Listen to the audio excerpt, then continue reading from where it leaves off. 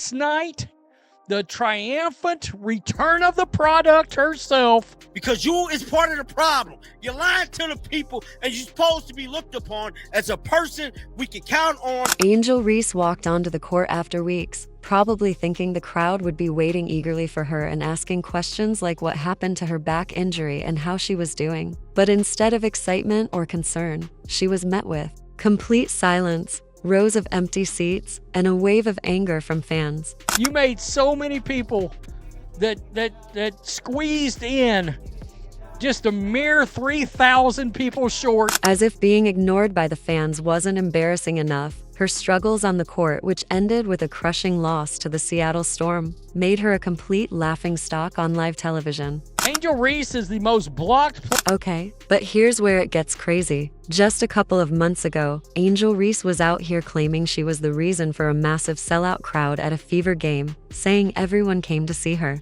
And yes, the arena was packed, but let's be real, the truth had nothing to do with Angel Reese. The real reason was super cheap tickets that almost anyone could afford. Send me a few pictures and most sections seemed to be filled. It wasn't a sellout, but there was supposedly over 19,000 people in attendance. Of course, it's easier to draw a decent crowd when tickets are selling for $3. But hold up. Angel Reese completely ignored all that truth. She truly believed she was the only reason the WNBA was surviving and the Chicago Sky was thriving. And here's the wild part: she walked onto that court against the Seattle Storm with full-blown arrogance, fully convinced of her own hype. Keep in mind, she had been gone for a long time, claiming she was out with a back injury. Angel Reese finally made her way back to the court. When she finally stepped onto the court, she probably imagined the crowd would erupt with excitement for her, expecting fans everywhere to give her the full queen treatment. But what really happened completely shocked her to the core. Ready for this? Only 6,724 fans showed up to the Wintrust Arena. Yeah, it holds about 9,500 fans, so we're talking roughly 3,000 fans away. Okay, so here's the math, and it's pretty rough. The Wintrust Arena holds 9,500 people, and when you crunch the numbers, that means more than 2,700 seats were left completely empty. That's nowhere near a sellout. In fact, it's not even close to looking like a respectable near sellout. Honestly, those kinds of numbers are more in line with a Wednesday night bowling league than a major wrestling event. She said, "I'm so happy to be back playing the game that I love." All right. Okay, this is wild. Everyone thought Angel Reese's big return to Chicago was going to be this once-in-a-lifetime, Beyonce-level spectacle. Just imagine it, the Wintrust Arena doors swinging open, scalpers outside selling tickets for triple the price, fans clawing at the gates just to get a glimpse of the Kai Barbie back in action. That's the picture the hype machine painted. But the reality? It hit harder than a rookie crashing face first onto the hardwood. It was literally only 3,000 fans away from being... Instead of being a standing room only spectacle, Angel Reese's big comeback looked more like a half-hearted high school pep rally. The self-proclaimed double-double queen was supposed to put Chicago on the map, right? Yet the return she hyped to the moon couldn't even sell out a mid-sized arena. Honestly, Caitlin Clark's preseason scrimmages had way more buzz than this so-called marquee moment. Can you imagine being billed as the it girl of the WNBA and still needing a Groupon code to fill seats? So the real question is, why did fans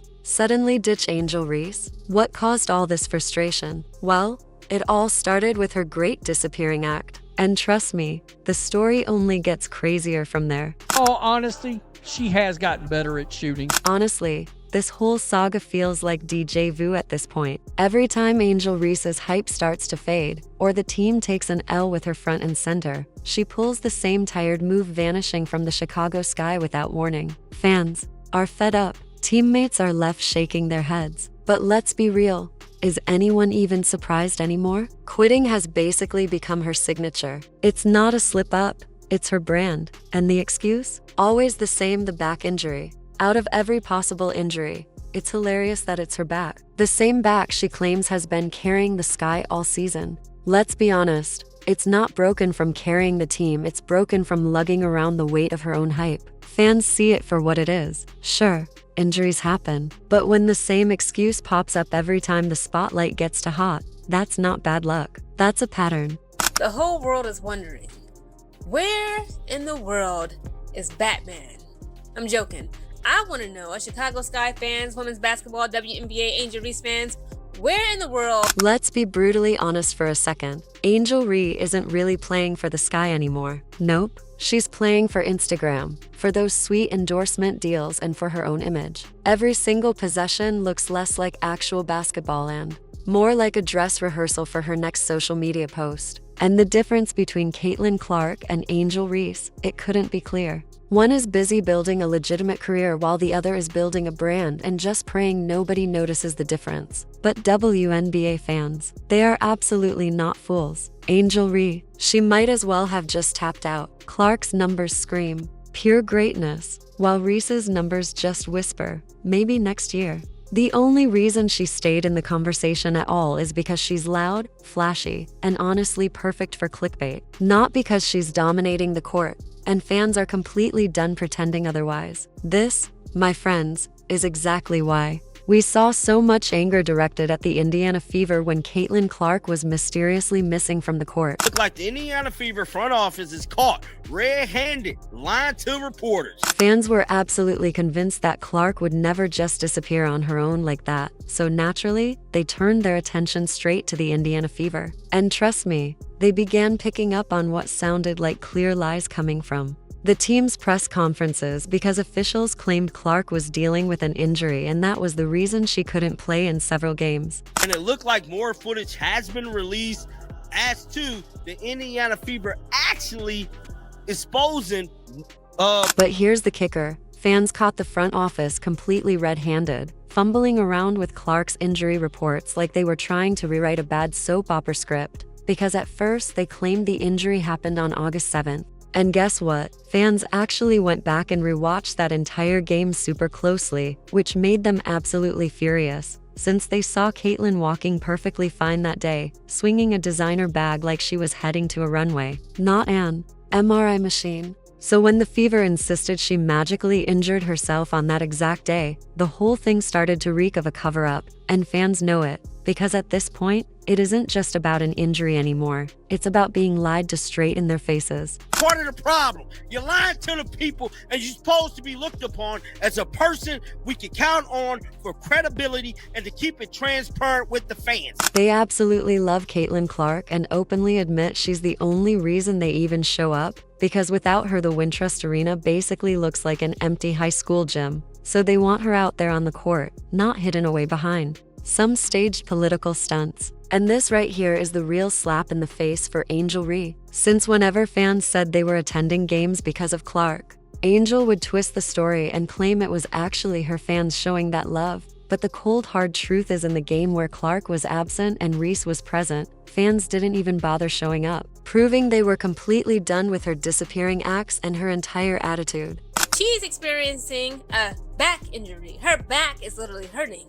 And is it because that she is tired of carrying the weight of the Chicago Sky on her back? Here's the thing. True leaders take responsibility when things go wrong, and Caitlin Clark has shown this over and over. But Angel Reese is the exact opposite, dodging accountability like it's a full court press, shrugging, rolling her eyes, and acting like everyone else is the problem. Meanwhile, the Sky were somehow naive enough to hand her the keys to the franchise. And what did she do with them? She drove it straight into the ditch, because fans don't want a passenger, they want a driver, and Reese doesn't even want to sit behind the wheel. Yet she was still foolish enough to think fans loved her, and get this, during her whole disappearing act, she apparently dreamed of launching her own shoe line that would somehow compete with Michael Jordan's Air Jordans. Hear that she expects to sell shoes in a way that Michael Jordan did. Yes, you heard that, right. Apparently the Kai Barbie now wants her very own signature shoe, with ambitions that it will become the next huge cultural phenomenon. Right up there with Michael Jordan's Air Jordans, the most iconic sneaker line in the history of sports. But honestly, dreaming this big is extremely delusional, because to have a signature shoe that actually sells, you need three things: massive star power, global influence, and fans literally lining up around the block just to wear what you wear. Angel Reese chasing Michael Jordan's shoe dream. And here we have Angel Reese, who can't even fill her own team's arena to 75% capacity, making her honestly closer to selling discount flip-flops at Walgreens than actually revolutionizing the sneaker game. She actually made a comment about these.